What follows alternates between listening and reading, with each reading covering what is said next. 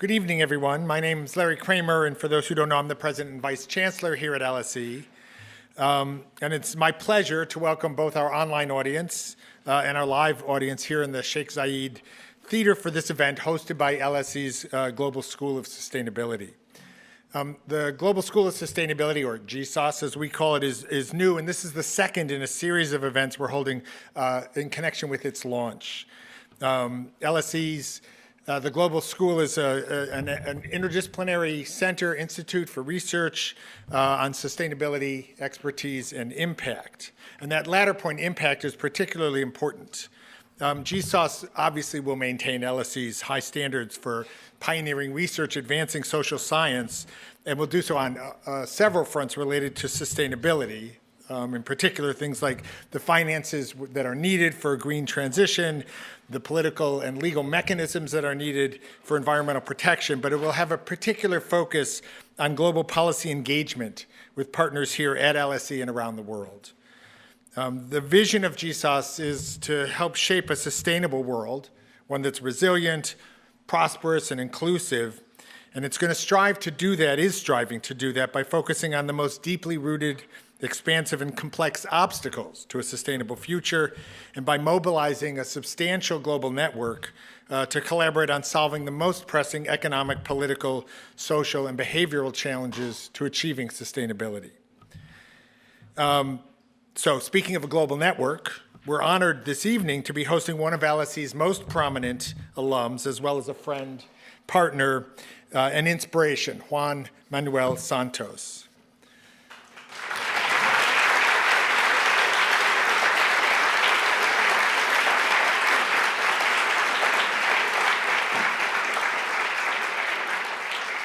So I suspect everyone knows this, but Juan Manuel Santos was president of Colombia from 2010 to 2018, and among many accomplishments, he's known for what he achieved in the interconnected areas that we will focus on this evening: peace, sustainability, and justice. For his role ending his country's long-running civil war, President Santos was awarded the Nobel Peace Prize in 2016. At the time, the Nobel Committee added that the distinction is, quote, a tribute to the Colombian people who, despite great hardships and abuses, have not given up hope of a just peace, and to all the parties who have contributed to the peace process. President Santos never lost sight of that just peace, taking steps to ensure a just transition and laying the groundwork for eventual unity and reconciliation. He emphasized not only justice for the victims, but importantly, the desire for truth, inaugurating a historic Truth Commission to investigate the victimization of civilians during the Civil War. President Santos is also noteworthy as an outspoken advocate for the protection of biodiversity and for fighting climate change.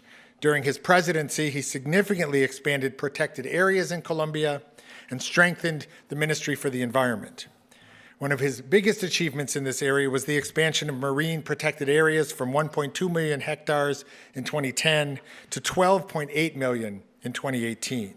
He was also one of the initial promoters of the United Nations Sustainable Development Goals and was the person who formally introduced their adoption to the UN Conference on Sustainable Development in Rio de Janeiro in 2012. There's a lot more I could say about our guest tonight, from his work today chairing the elders and mediating conflicts around the world to his innovative policy approaches to the crisis of multidimensional poverty and his staunch defense of freedom of the press. But surely his greatest achievement is his 2 degrees from LSE, an MSc in 1975, 50 years ago today, and an honorary doctorate in 2019. So let's welcome him back to his intellectual home. Now,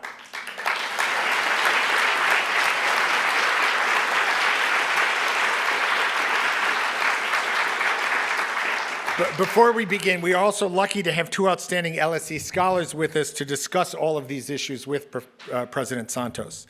Mary Kaldor is Professor Emeritus of Global Governance and Director of the Conflict Research Program at LSE. She's had a brilliantly influential career writing on international relations, humanitarian intervention, and the globalization of civil society. Professor Lloyd Nicholas Stern is I.G. Patel Chair of Economics and Government and the inaugural chair of the Global School of Sustainability. Clearly one of the world's most well-known and compelling academic and policy figures on, among other things, the subject of climate change, Nick's forthcoming book, The Growth Story of the 21st Century, The Economics and Opportunity of Climate Action, will be published by LSE Press and launched at an event here next week. So look out for that, please. The way we're going to structure this evening is Nick and President Santos will have a conversation for a few minutes, then Mary's going to make a comment and then ask them a question, and then we will open it up to questions from the audience. And so there will be a chance for you to put questions to our panel, and I'll try my best to engage a range of views from both our online audience and our audience here in the theater, although I'm not sure who's doing the online. Did we not? There you are. Okay, thank you. Good to know that. For social media users following the conversation, the hashtag for tonight's event is the very clever @LSE Events. And with that, it's now my pleasure to turn the proceedings over to Nick for a conversation with our guest. Thank you.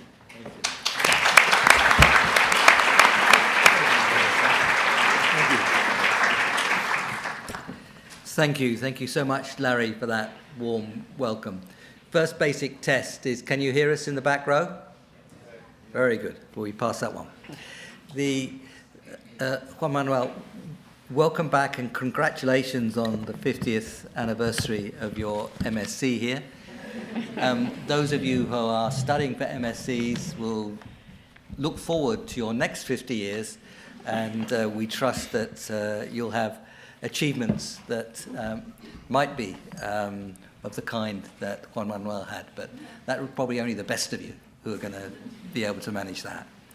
I've got 3 questions for Juan Manuel, which I'll go through in order. One will be about the peace process in Colombia and its lessons for the challenges we face now.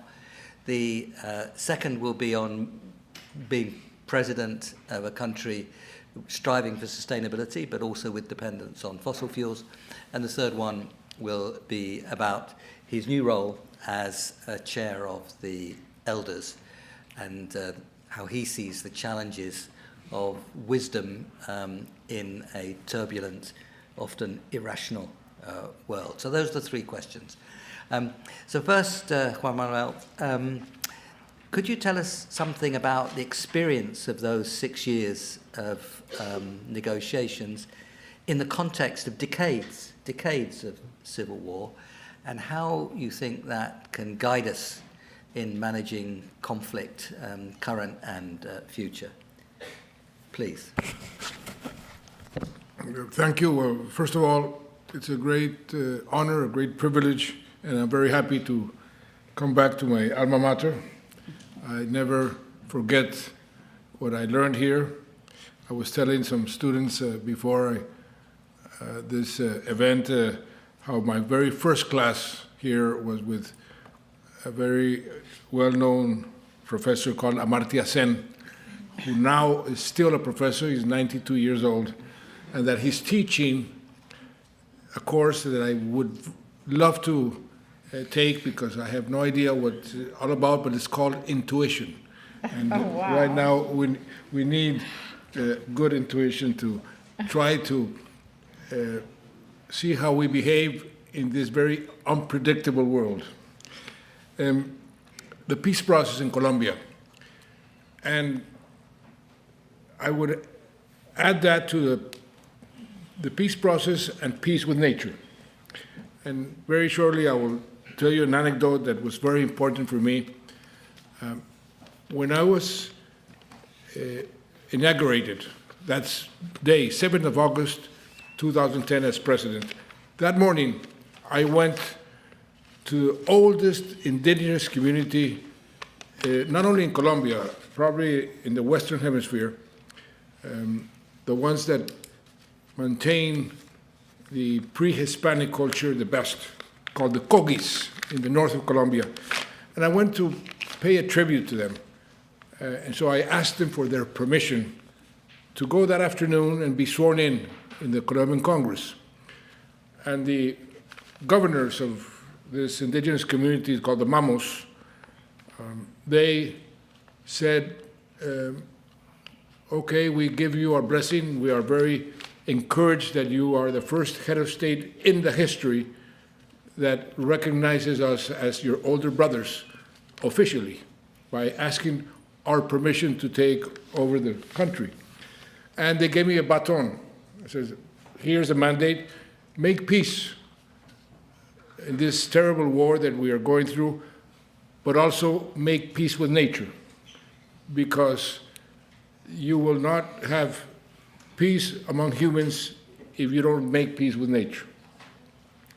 And they gave me the mandate.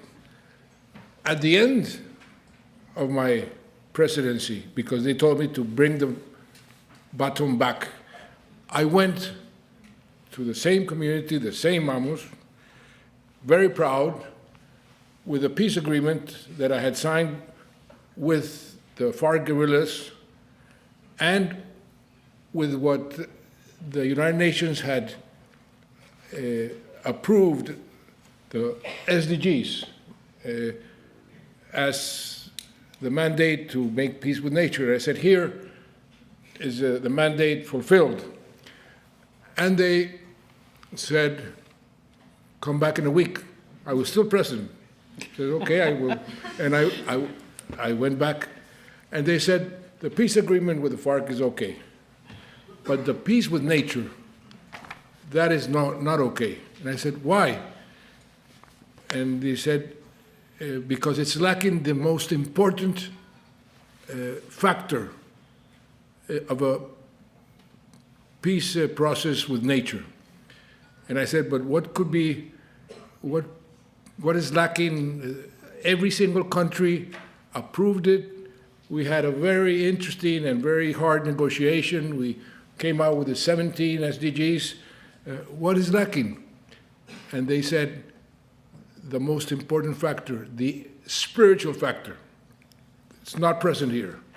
And unless the human beings feel that nature has life and that nature is in the same level as the humans, and that mountains have life, and that the rivers have life, there will never be peace with nature. So you take the baton and continue trying to make peace with nature. And that's what I've been trying to do, among other things, since I ended my presidency. I tell this because they were an inspiration on how to go about trying to make peace. Colombia was suffering the oldest war with the most powerful and oldest guerrilla group in the whole of the Western Hemisphere.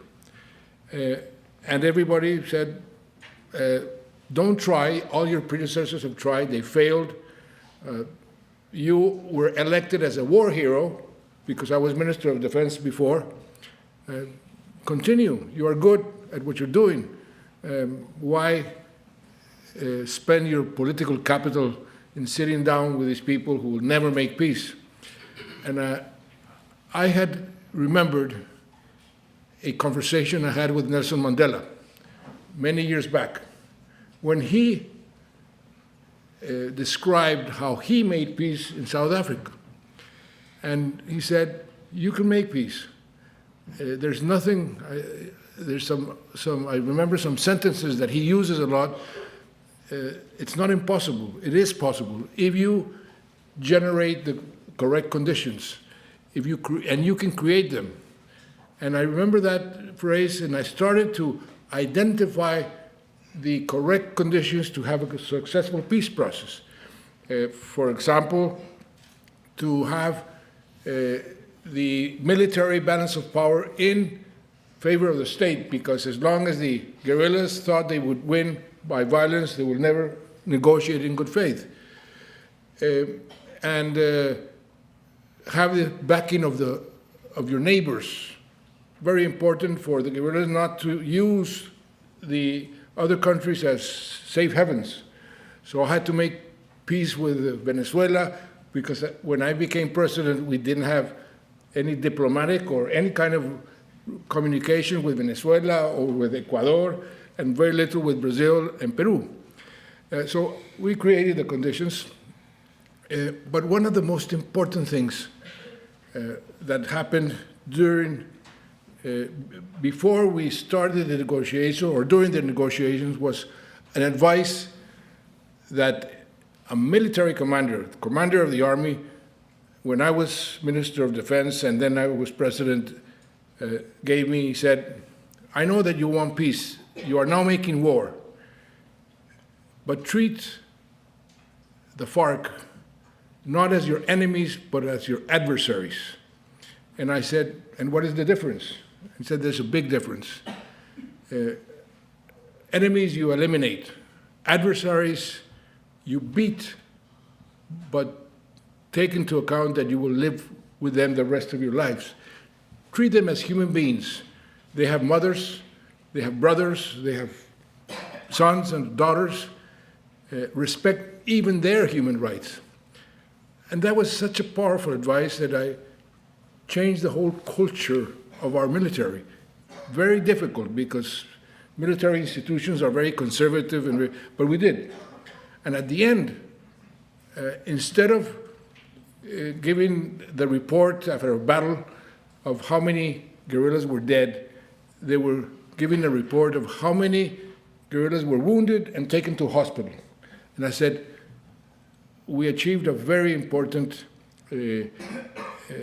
victory, which is putting the human beings in the middle of the negotiation and respecting their dignity.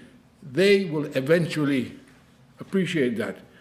And afterwards, when I signed the peace, the commanders of the FARC told me the airplanes that you sent to bomb us, or the helicopters to machine gun us, those we expected them. But what we never expected was what you did to change the culture of the military to treat us as human beings.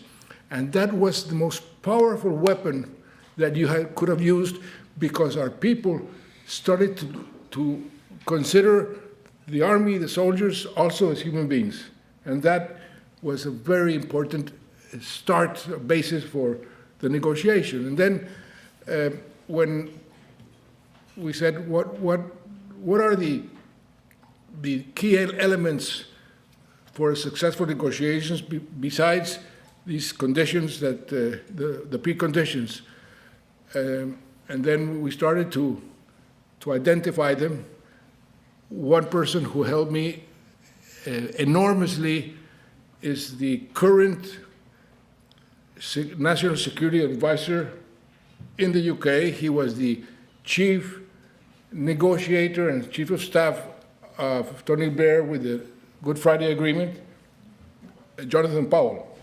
I had a group of advisors who had real-time experience in peace negotiations, who advised me on how to administer such a difficult process, because making peace, I always say, is much more difficult than making war. Making war is quite easy. You give orders, and as long as you win, you are in good shape. But making peace needs a completely different type of leadership and a completely different attitude.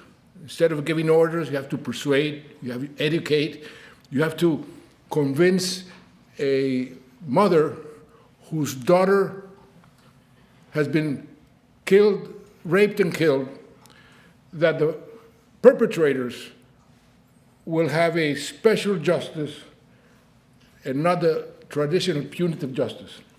Those type of things are extremely difficult. But if you persevere, and what we did was, let's negotiate an agreement, and it's the first one under the umbrella of the Rome Statute, which was an international treaty that was negotiated to facilitate conflict resolutions. Let's put the victims in the center of the negotiations and their rights, because usually the victims in the wars were, in a way, not acknowledged. They were not important. And the victims are the ones who really suffer the consequences of any war. So we put the victims in the center and gave them a special voice in the negotiation to defend their rights. And their rights are established in the Rome Statute. The victims have the right to the truth. And I remember having a conversation with Desmond Tutu about the importance of bringing out the truth in a conflict or after a conflict to reconcile. And many of the victims during the process told me, Mr. President, we don't want reparations, which is another right of the victims. There are 4 rights: truth, reparation, justice, and non-repetition. And he said, reparations, we don't want any money.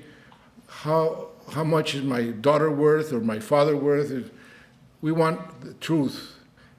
We want these people to tell me why they did what they did as a way to repair them. And it's incredible how the process of bringing out the truth facilitates reconciliation. And so we made these 4 rights as the heart of the negotiation. I did something quite audacious that, again, was the advice of another great negotiator. He was the former foreign minister of Israel, called Shlomo Ben-Ami, who was the architect of the Camp David agreement between Palestine and Israel. He said, they will ask you for a ceasefire. Don't accept a ceasefire until you have an agreement. And apply the Rabin doctrine. And I said, what is the Rabin doctrine? It's the former prime minister of Israel, Isaac Rabin, who told Arafat when he was negotiating, we will negotiate peace as if there is no terrorism, but I will continue fighting terrorism as if there is no peace negotiation. Separate the two completely. So when the FARC asked me for a ceasefire, I said, no, we will apply the Rabin doctrine. He said, what is that? I explained to that. But negotiating in the middle of the war is extremely difficult. Public opinion will always go against you. So you have to have the capacity to spend your political capital. And they warned me, this process will do away with your political capital, and in a way it did. But at the end, you succeeded. It was the most ambitious, probably the most ambitious peace agreement that has been negotiated, because it's not only the agreement as such, that what they call the DDR, disarmament, reintegration, and demobilization, but also the causes of the war. We addressed why did the war started, and we tried to address the causes of the war. So it was very ambitious, and in this moment, what has happened, and this is a lesson for any peace agreement, you have to follow through. You have to implement what you agree. Otherwise, the whole thing will collapse. Right now, unfortunately, we had 2 governments after mine that have not implemented the peace agreement as they should. I'm still hopeful that it will be implemented in the future, much more than it has been so far. But still, the guerrillas that signed the agreement are 90%, almost 90%, fulfilling their commitments. They're reintegrated into civil society. And this is what is considered probably the most ambitious peace agreement that has been negotiated so far. Still, one of the most difficult things is we were talking about reconciliation. And with this I finish. I remember going many times to the Vatican to speak to Pope Francis. We spoke about football, and we spoke about the peace process. And he always said, and I said, Pope Francis, why don't you go to Colombia and give me a push. This is very difficult, what we're doing. He used to say, President Santos, don't worry, I pray a lot for you. And I said, my God, if you have to pray for me, it means I'm in deep trouble. But he said something so wise. He said, no, don't worry, I will go. But I will go when you and the Colombian people will most need me. And he chose to go to Colombia in a historic visit after we had signed the peace agreement, after the guerrillas had turned in their weapons, and he put a name to his visit. I'm going to Colombia to push the Colombian in the most difficult phase of any peace agreement, is the phase of reconciliation. That might take generations, but you have to do it and you have to persevere. And that's what we are now. And it's difficult, but we have to persevere. And this is a lesson for what is happening, for example, right now with the ceasefire in Palestine and Israel, the ceasefire in Gaza. It's a very unstable ceasefire. The points that they had identified must be implemented. You know, who is going to govern Gaza? This disarmament of Hamas.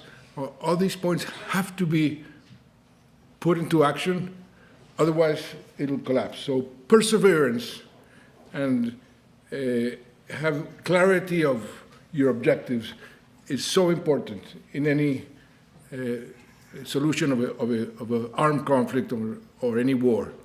I could go on forever, but I think it's enough. Wonderfully clear and inspiring. You drew very strongly, and you've just set that out, on the experience of Nelson Mandela in South Africa and the experience in Northern Ireland, and the experience of Israel and Palestine and the Camp David. In each of those cases, and in your case, there seems to have been, or was, direct leadership and the desire to make peace from the leadership of those countries. How far can you get without the leaders in those countries really wanting to make peace? Well, how far? Not very far. If there's no will from the leadership to make peace, making peace is almost impossible. That I can assure you. And one of the conditions that I mentioned necessary was precisely to convince the commanders of the guerrillas that it was in their personal interest to make peace and not to continue the war. And how did we do that? This is a very interesting story. Here in London, I came to 10 Downing Street and told the Prime Minister, I need your help. And he said, and what do you need? I was Minister of Defense. I said, I need your help in what the British are the best. And he said, in what are we the best? Intelligence. And he sent me to MI6. Sir John Scarlett was the head, who knew about the Colombian intelligence more than anybody. I was amazed how much he knew about the Colombian intelligence. Why did the British know about Colombian intelligence? Anyway, that he advised me and sent a group to change the whole procedure of the Colombian intelligence. He said at that time, you have been advised by the Americans, that does not work. But he had a very logical explanation. The Americans like to compete, the DEA with the CIA, with the national security, they compete in terms of gathering intelligence. In Great Britain, they work together, and there's only one source, important source. And in Colombia, you need one important source, because what you're doing, because the Americans have advised you, is that the only institutions that gather intelligence are military institutions, the Navy, the Army, the Air Force, and they will never share among them the information because they want to satisfy their commanders. And he was so right. We changed it. We started for the first time in 45 years to be able to go after the leaders of the FARC, who were kings in their regions. They had never been attacked. They were very well protected, and we started to make them vulnerable. And that changed completely. So the leadership started to say, we want peace. And that was crucial. So to answer your question, if the leaders are not engaged and don't want peace, there will not be peace. Thank you. I did mention other questions, and we can perhaps come back to those around sustainability and the role of the elders. But we can come back to those because I wanted to give, or we want to give, Mary a chance to ask us both some questions and to share her thoughts. Well, that's really nice, and it's such a privilege to be on the same platform as President Santos and also my old friend Nick. You know, what I wanted to say a few things because I talk about new wars, and I wanted to talk about the huge problem new wars have for peace building and why it is that the Colombia Peace Agreement does sort of stand out. What I mean by new wars is not necessarily that new wars are new, although they are the wars that appeared after the end of the Cold War and that we see in large parts of Africa and in the Middle East. What I meant was that these new wars have a different logic. And what is the logic? Well, classic wars, whether we're talking about wars between states or classic left-right wars between rebels and authoritarian states or whatever, are fundamentally a deep-rooted contest. That's how we think of war, as a deep-rooted contest. But actually, most of the wars that we observe today are kind of more like a sort of mutual enterprise or a social condition. They're wars in which the various armed groups, criminal gangs, somehow benefit from violence directly rather than from winning. They kind of have an interest in violence. And why is that? Well, first of all, the actors are a sort of mixture of bits of the state, armed groups, criminal gangs. You know, we see all these new armed groups like the Wagner group linked to Russia. Secondly, it has very much to do with the sources of finance. They actually make money from violence, whether it's from loot, pillage, whether it's from setting up a checkpoint and charging people to go through, hostage taking, or smuggling, which is huge, particularly in Colombia, but everywhere has its own commodity. I mean, drugs are and actually oil, but antiquities, for instance, in Syria. So all of those reasons, but also, and this is less true in Latin America, it's also to do with ideology. They base themselves on kind of extremist ideologies that depend on fear, extremist ethnic or religious conflicts. And so this makes, well, just before I say that, I think these new wars did evolve from the old left-right civil wars of the 60s, 70s, and 80s, and that's probably true in Colombia as well. And it was partly to do with finance. The support from the communist bloc dried up, so they had to find other sources of finance. And partly to do with tactics. In new wars, the tactics are directed, most of the violence is directed against civilians, violence is, battles are rather rare. You hardly ever get battles. What you get is violence against civilians, and it's a way of controlling the population, and you get forced displacement. Well, I could go on forever. And that came out of counterinsurgency. It came out of the low-intensity wars of the 1980s. And so the problem we have is that these are terribly difficult to end. And, you know, the big problem, I think, with a lot of peace building was that it was kind of assumed that they were deep-rooted contests and not social conditions. So they're terribly difficult to end, partly because the warring parties are interested in violence and gain from violence and don't want to. But the only reason they will agree to come to the table is if they see an advantage, which is that they establish themselves in a state or they get money, which they often do directly. I mean, I always give the Bosnian War as my classic example. It's where I started thinking about that. I mean, Dayton is considered the big success of peace agreements. But what it actually did was to entrench ethnic warlords. Bosnia is now really run by ethnic warlords and partitioned into ethnic statelets.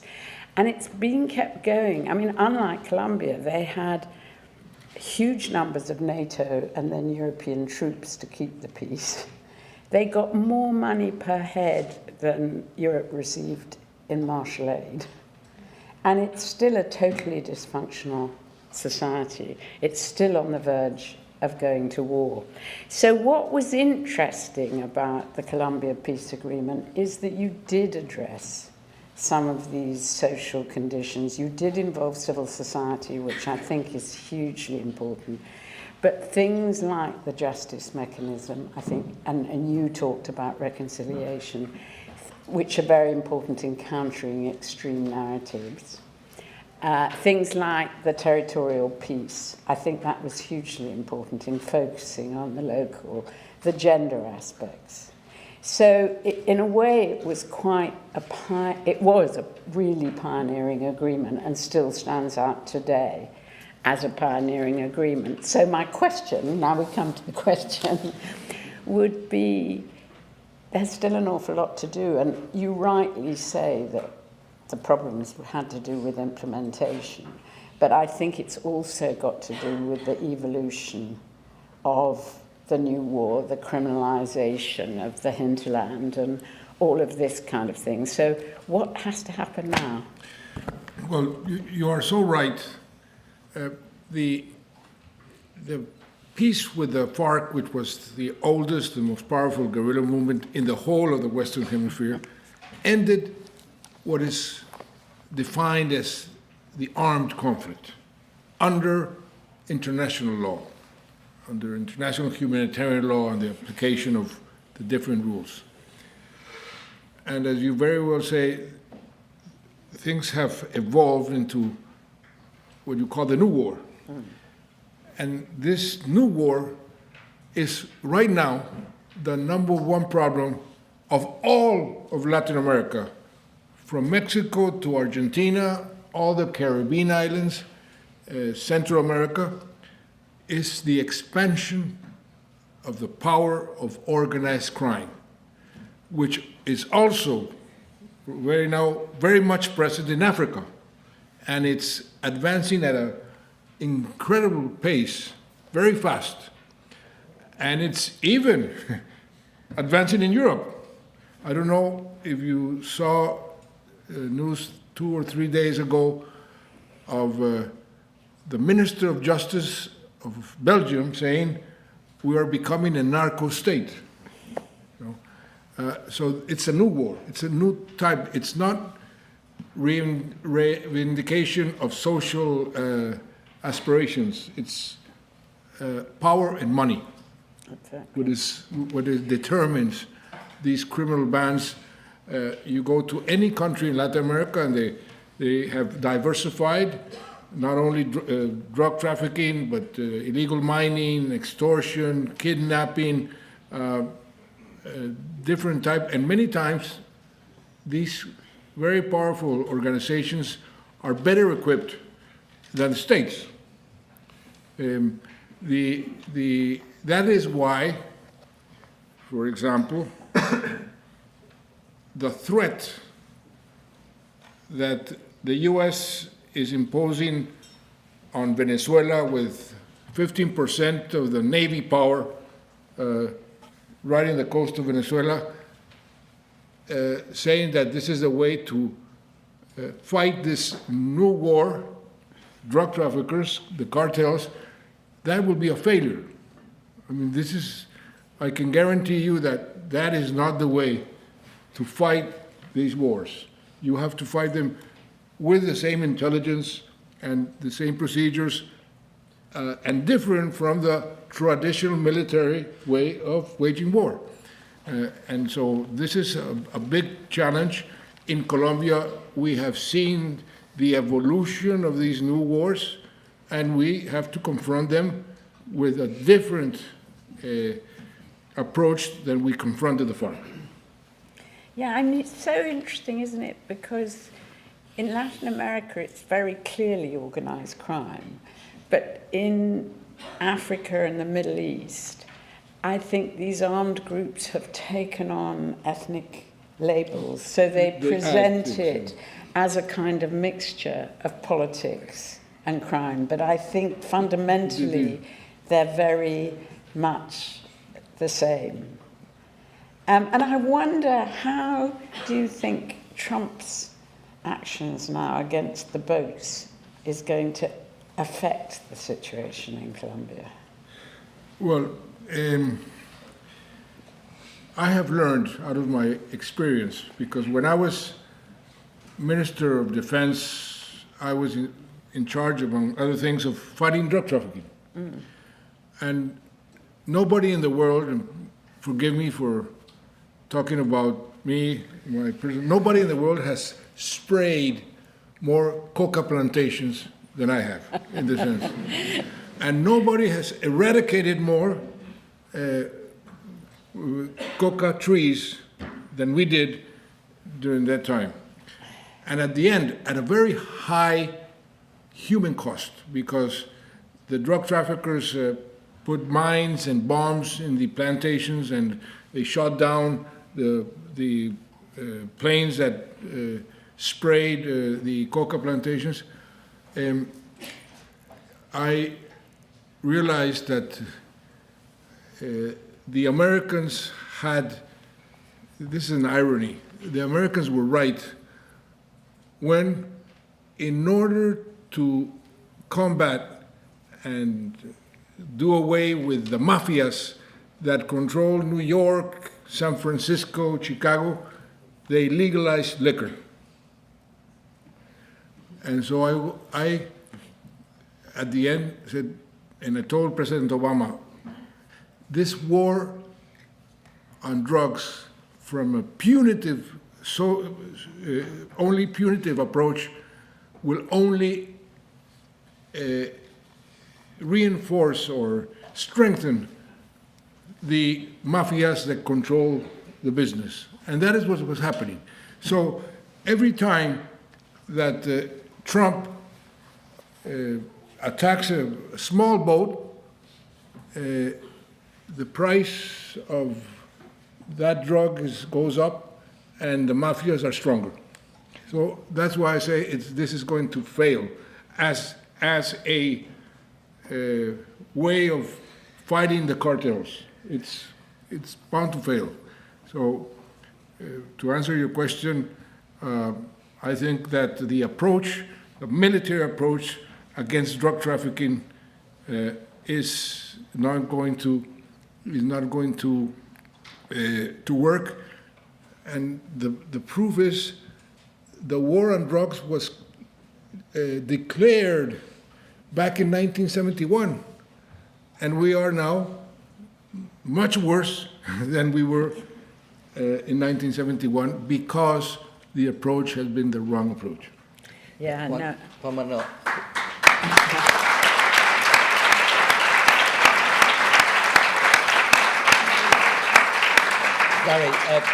Larry, before we open it up, I'd just like to ask Juan Manuel, to say something on the sustainability side of the story, because that's been such a big part of your life. And of course, this is a global school of sustainability that we're celebrating. You emphasized the Sustainable Development Goals, and they were a crucial part of the global agenda of 2015, including the Paris Agreement, which you were also very close to. You've mentioned your interactions right at the beginning with the indigenous people and the recognition that they insisted on the life and the soul of the and entitlements of the natural environment. And you spoke about spraying coca. Now you were president of a country where you were showing that tremendous leadership on the world stage, at the same time as trying to manage a country that was and is dependent to a considerable extent on mineral, fossil fuel resources. Can you tell us a little bit about how you navigate that? Because so many leaders around the world are faced exactly with that problem. They see what we have to do. They see that if we don't do it, we will destroy ourselves in many ways. Yet they have the short-run interests of those revenues and the pressures that it brings. So how do you handle that? Well, this is a very big challenge. How do you make the transition when you depend so much on the traditional revenues, fossil fuels, minerals? I go back again to the indigenous communities. When I also presented our development plan, we have in Colombia a development plan that becomes law. And another gesture that I made was bring the development plan for them to give an opinion. And they said, don't even give it to me. And I said, why? Because we have a completely different definition of what development is. For you, development is building roads, building buildings, extracting oil, making cars. For us, development is preserving nature and preserving our culture.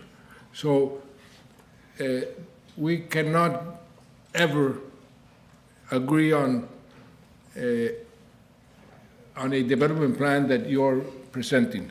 And I said, so why, then what do we do? Then this very audacious governor said, Mr. President, you have to be willing to take very uncomfortable and unpopular decisions. And nature will give you time, but will not give you all the time that you have. You have to take unpopular, long-term decisions. And that is what is lacking now. And for that, you need long-term leadership. This is something that in the elders, we're trying to promote. Leaders take decisions not looking at the short term.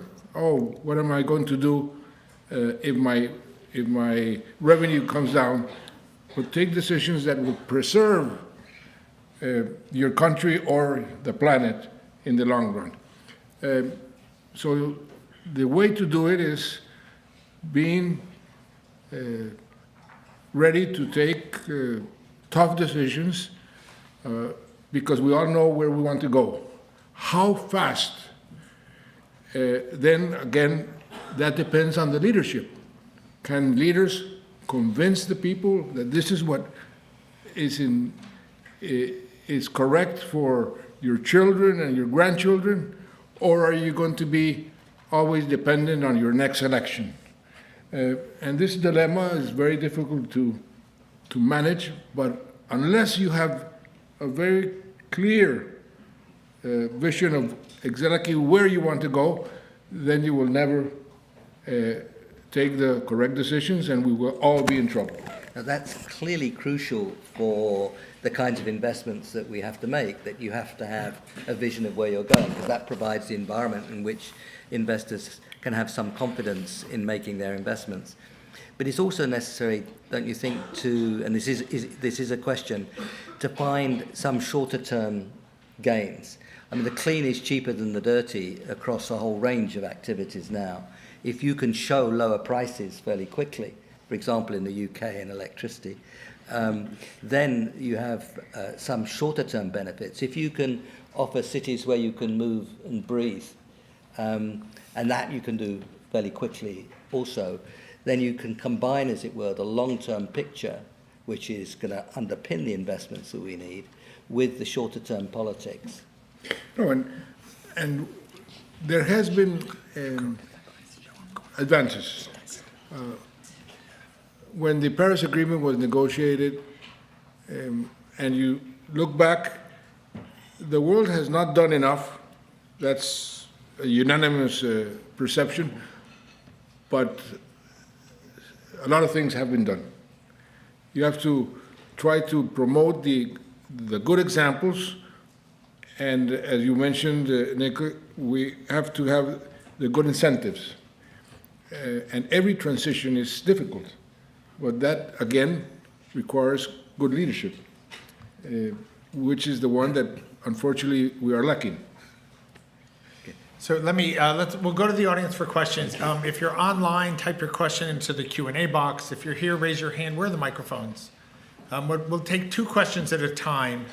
We only have 1 microphone here.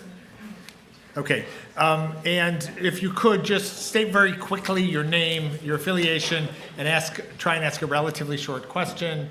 So let's get started. There's 1 question over there, right here, the woman, right there. And a second one there, the man in the blue shirt there. Okay, please. Hi, my name is Fahia Hassan. I'm a member of the London Youth Assembly. I'm sorry, is the microphone on? You have to speak up a little. Sorry. Hi, my name is Fahia Hassan. I'm a member of the London Youth Assembly, and I wanted to ask about the PDETs that your peace agreement implemented, specifically because I went to a lecture about one in Vienna. I'm going to butcher this so bad, sorry.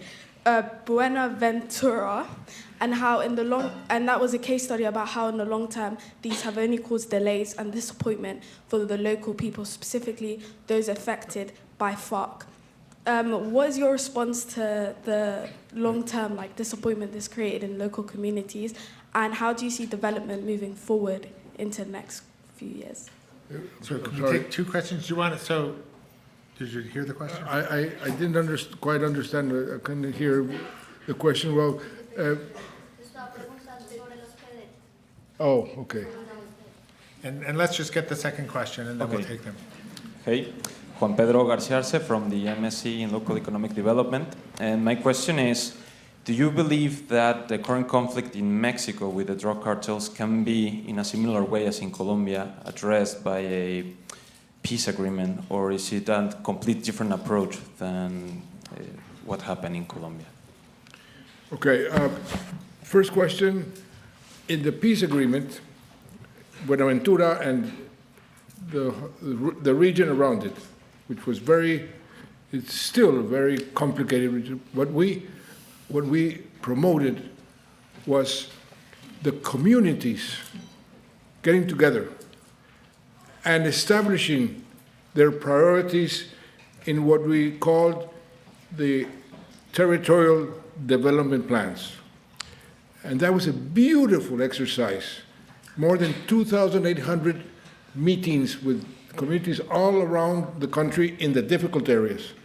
And we came up with 17 of these plans generated from above by the communities.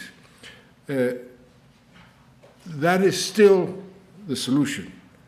They're there. The communities are asking, why have you not implemented? Some of them have been implemented, but on a very small scale, because the 2 governments that I mentioned, the past government and this government, have been terrible in implementing the peace agreement. But that's still there. And I am hopeful, because one lesson that I've learned in life, never lose hope. I am hopeful that still those plans that are there could be implemented, hopefully by the next government. And to answer your question, your former president, López Obrador, asked me the same question.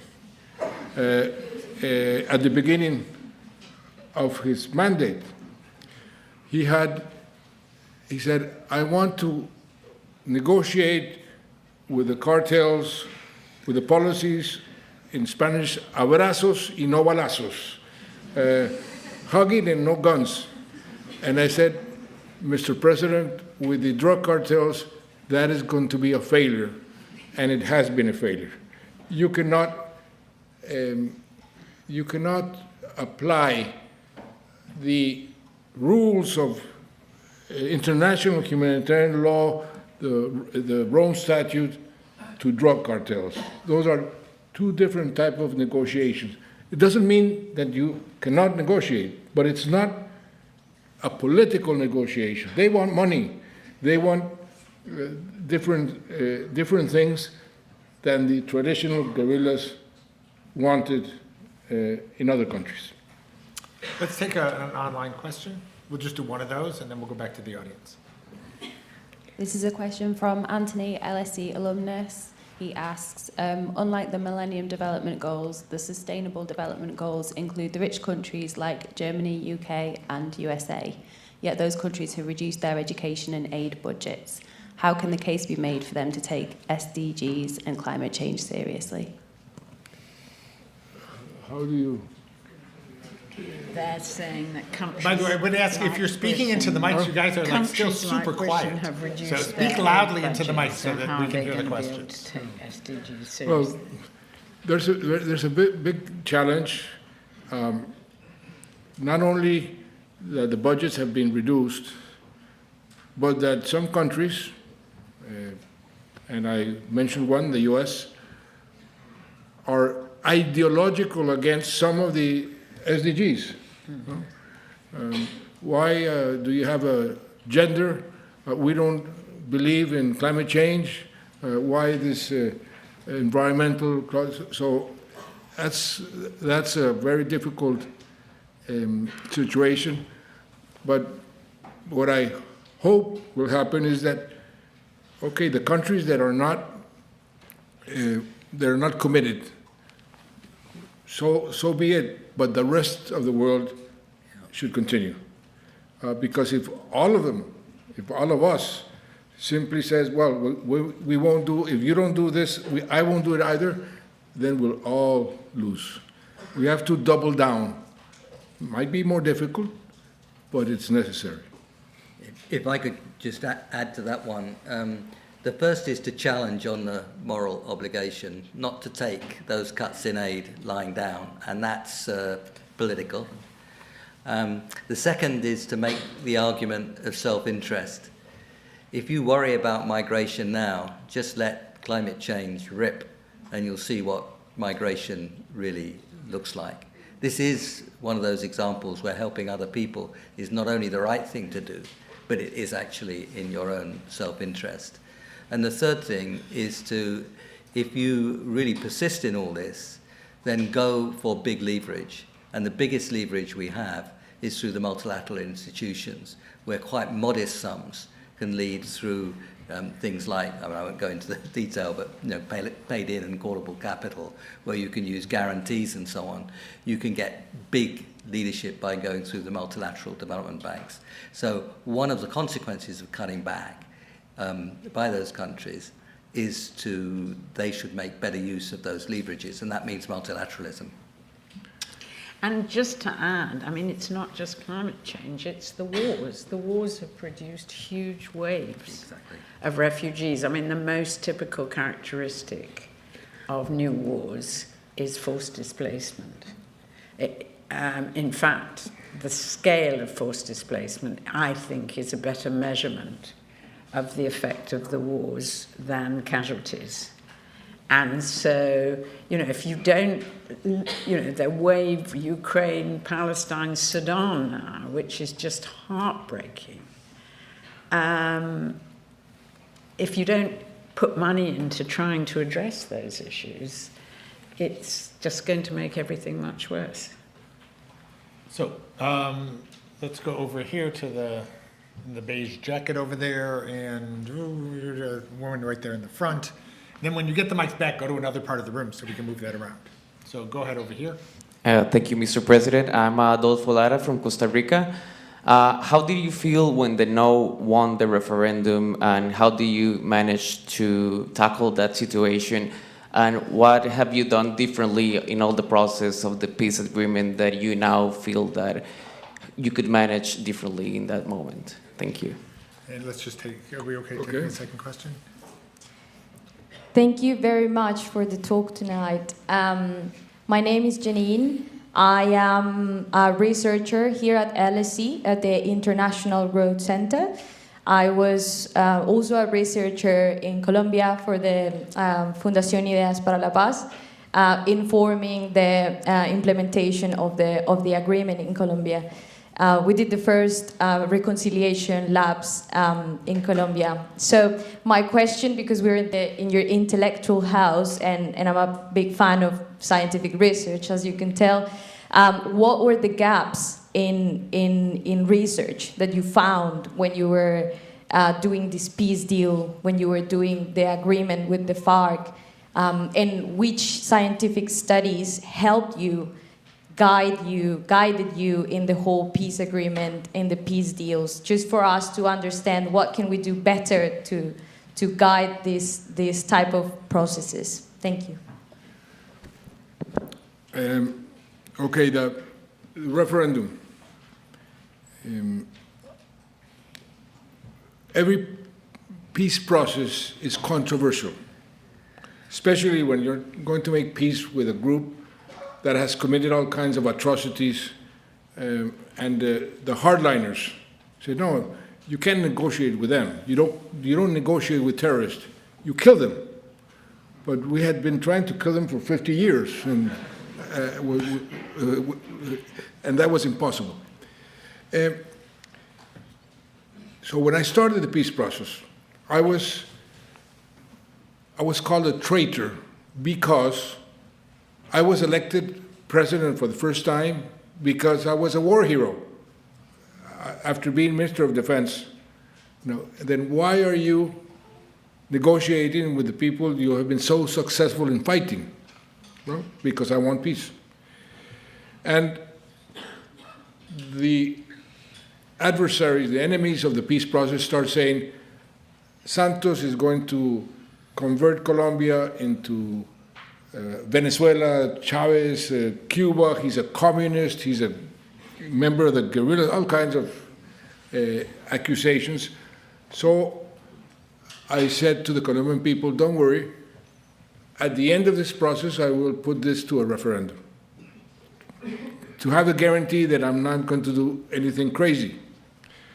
Well, at the end of the process, I put it to a referendum, and one of the things that, when you ask me what would I have done differently, is that I should have not underestimated the power of fake news. I underestimated. They were accusing the peace process of things that were so outrageous that I thought people would not believe it. Well, they did. So I lost the referendum by a small margin, but I lost it. And what did I do? I immediately recognized that we lost, because many people said, don't recognize there was a hurricane that day, that 4 million votes that would be for the peace agreement were lost, whatever. And I invited the leaders of the no vote and told them, most of them had been my predecessors. All of you have tried to make peace with the FARC and have failed. All of you say that you want peace, but not this peace. what is it that you want to change in this peace agreement? So we started a very interesting renegotiation with the leaders of the no vote, 2 months. And they came up with 60 changes, and we incorporated 58. So the no vote was left with no arguments against the peace process. And it was taken to Congress, and by unanimity, Congress approved the peace process.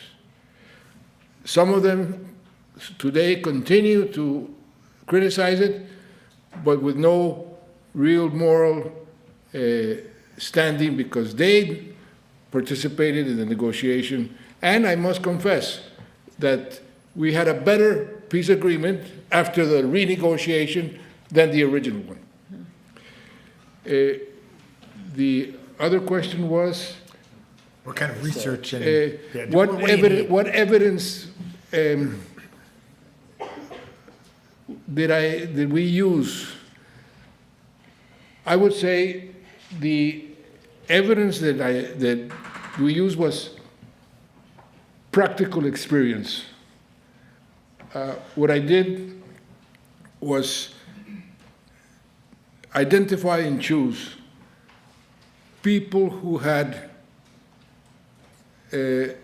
hands-on experience in peace processes to become my personal advisors, not the advisors of the negotiating team, my personal advisors. That's how Jonathan Powell became an advisor. That's how Shlomo Ben-Ami, the foreign minister of Israel, architect of the Camp David Agreement, became advisor. The head of the Salvadorian guerrillas, the commander of the Salvadorian guerrillas, chief negotiator of the Salvadorian peace process, became my personal advisor. A professor of negotiation from Harvard, William Ury, became a personal advisor. Another British member of the British intelligence who knew the FARC inside out became. So I use that.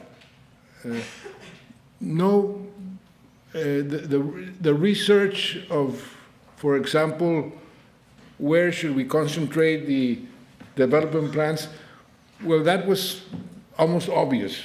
The areas where the FARC had dominated for 40, 50 years, which coincided with the areas where the coca was grown, which is the areas where poverty was extreme. That did not need a lot of scientific evidence. It's sort of almost common sense. So my answer would be more than scientific evidence, practical experience to negotiate, and being willing to change, to be flexible, because things, the peace processes are very difficult, and circumstances many times change during the process. So you have to adapt yourself to the new circumstances. That is also very important. So let's, there's the woman in the, yes, right there, yes. And how about the man right next to you? Hi, thank you very much for the talk. I'm Valentina Ramirez, former alumni of LSE and currently in the Institutional Investors Group on Climate Change. My question is related to something the audience celebrated on the alternative approaches to the new wars and the alternative ways of subsistence that essentially is the drug business. And of course, that's something easier to say once you are on the other side of Gaviria yourself, on the other side of not being the head of state. So question is, what are the levers of change for an alternative way of dealing with the drug business or the drug approach that is not punitive and is rather more a health problem, and one that actually acknowledges the problem of subsistence that the people involved in the business are addressing, like speaking about the new wars situation. Thank you. And let's take a second question from the man right next to you who had his hand up. or maybe doesn't. There you go. Thank you, Mr. President. I'm from Lebanon, born and raised, and we have similar issues in Lebanon with militias and weapons outside of the state. And we recovered from a civil war in 1990, but have not really recovered. And I think the reason why is we've been having trouble having the important conversations because we don't have a shared version of our history. And we don't agree on who did who, and who assassinated who, and who did what, and when did what happen. And I was wondering if you had similar issues in Colombia and during that peace process with the FARC, and how do you manage not to tear apart a society when having those difficult conversations? Thank you. Okay. The first question is, if I understood correctly, what type of alternative justice can you apply in the case of the drug cartels? Yeah, essentially, yeah, legalization. How can you discuss that? I'll tell you an experience and try to answer that with an experience that I had. When I first started to talk about regulation, which in fact is legalization, this is an issue that is so easy to satanize. You know? The hardliners said, how? And my adversaries started to tell the Colombian people, President Santos wants to poison the Colombian kids. Don't allow him. And I used to go as president to restaurants, and the mothers, President, don't poison my kids, are you crazy? And so I had to start doing meetings like this one with the mothers all around the country, and I said at the beginning, who is in favor of regulating the drug trafficking? And everybody, no. Okay, I understand. I get the message. Lady, are you a mother? Yes, I am. Your kids, if your daughter or your son is caught with drugs, would you want her or him to be taken to jail or to an institution to help him with the problem? Well, of course, the institution to help him with the problem. And I said, well, that's what I am trying to do. Oh, why did you not explain it better? That was it. Because, and still is an issue that is very much taken in advantage of the people who want the hard line no matter what. Kill the drug traffickers no matter what. Well, it's easy to say, but it's much more difficult to do. So that is, how would that be regulated? If you go back 100 years and review the arguments and the discussions that the Americans had with legalizing liquor, it's exactly what we are going through right now. But we did, for example, I convinced President Obama and all of the Latin American countries, Canada also, to convene a special session of the United Nations in 2016 to address this issue, to change the conventions. And Europe, more or less, was supporting it. The UK was very supportive, but we encountered a fierce opposition. Asia, China, Russia, and the Middle Eastern. The Middle Eastern countries for religious reasons, China for a historical reason. When I started to study why China is so vehement, well, it goes back to the Opium Wars and the humiliation that China, there are different reasons. But again, the hardliners relish that discussion because even today, they have the upper hand. So you simply have to persevere. On the other question of? Lebanon and Lebanon. understanding history.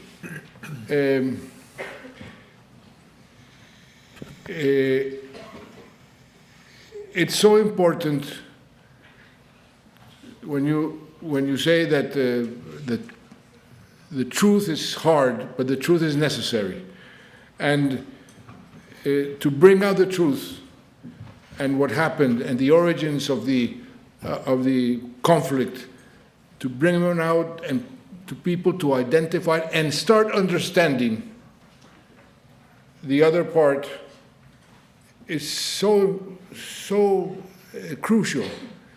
Because if you don't understand the other part, and that's why I talk so much about constructive dialogue, that sitting down and learning from the other. This is something that Mandela insisted very much, learning from the other, not imposing your point of view, and bringing out a common denominator.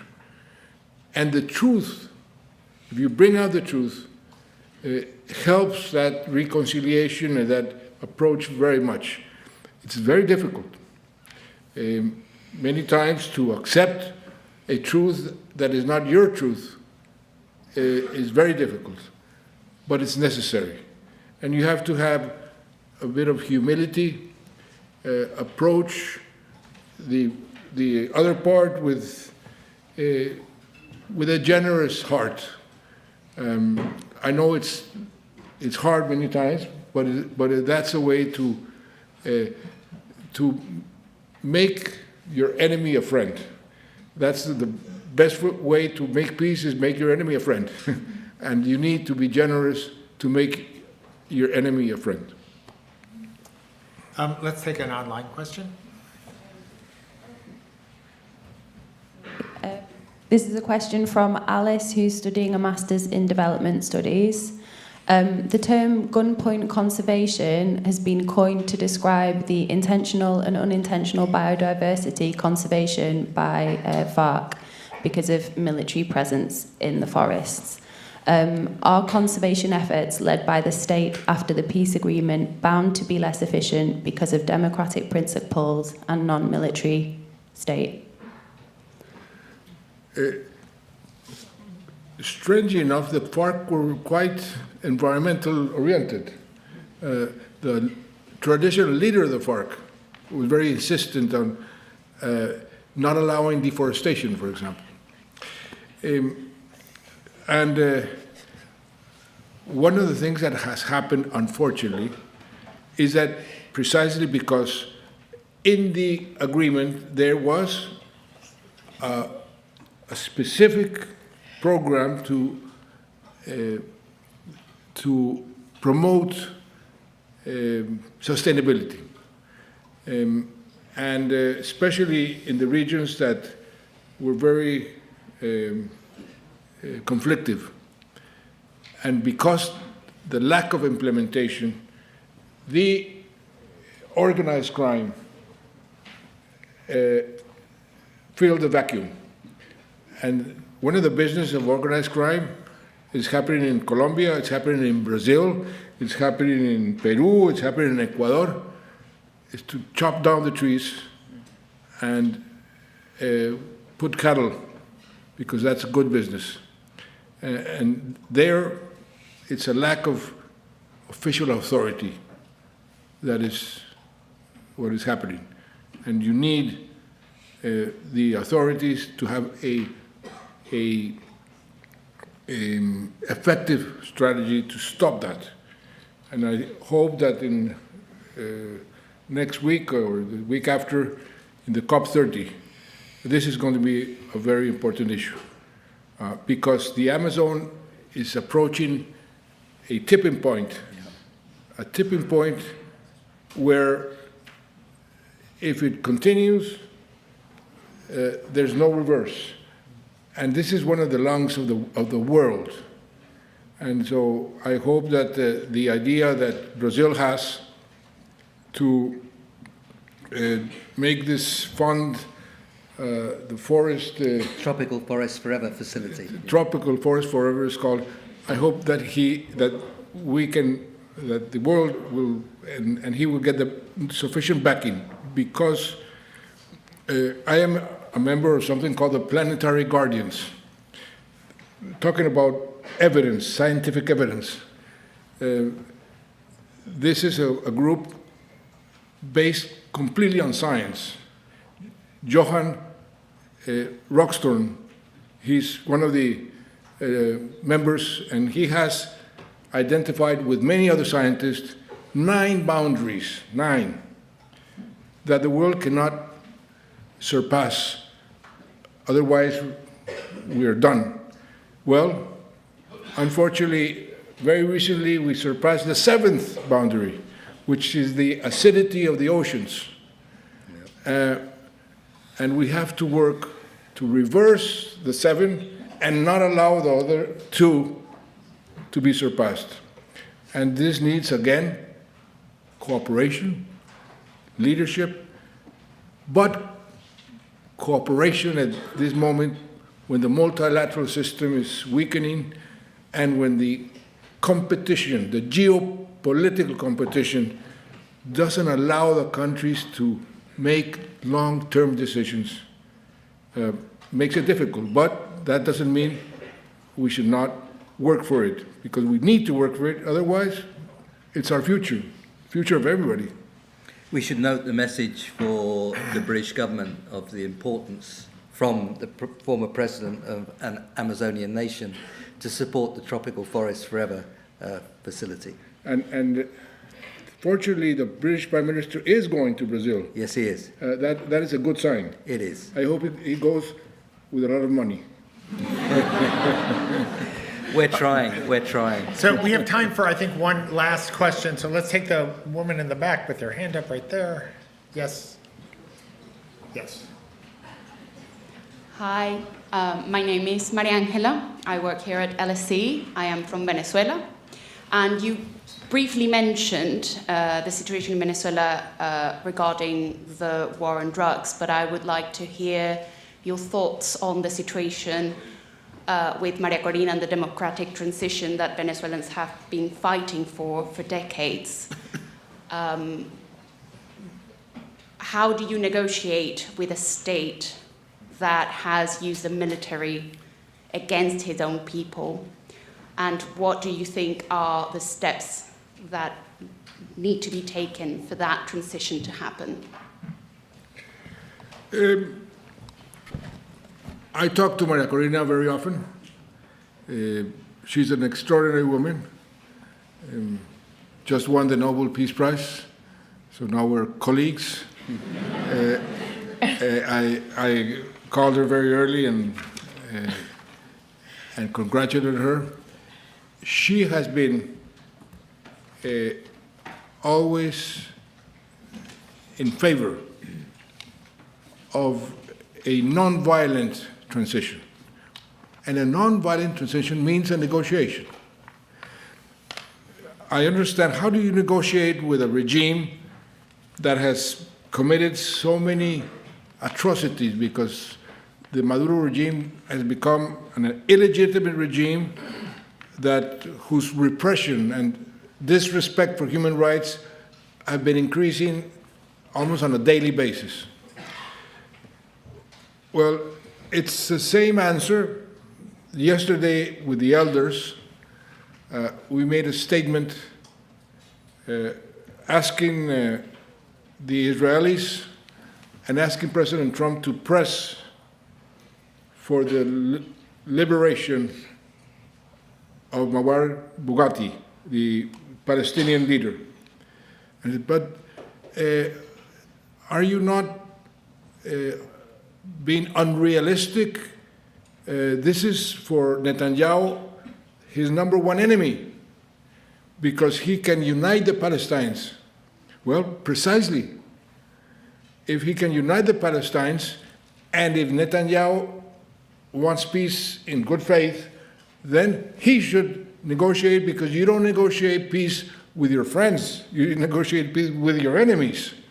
The same with Maduro. If there's a negotiation, well, I think that would be the lesser evil. There's no peace process which is free. There's always a cost. But I would prefer a golden bridge for the regime and see the Venezuelan people free forever than to continue being oppressed by this regime. So thank you. Before we say thank you, which I'll ask you to do in a moment, I just want to ask people also if you could stay in your seats until President Santos is escorted out by security. So with that, it has been a really fascinating conversation, covered a huge amount of territory, and I think we'd all just really like to thank you for coming here and engaging with us. So.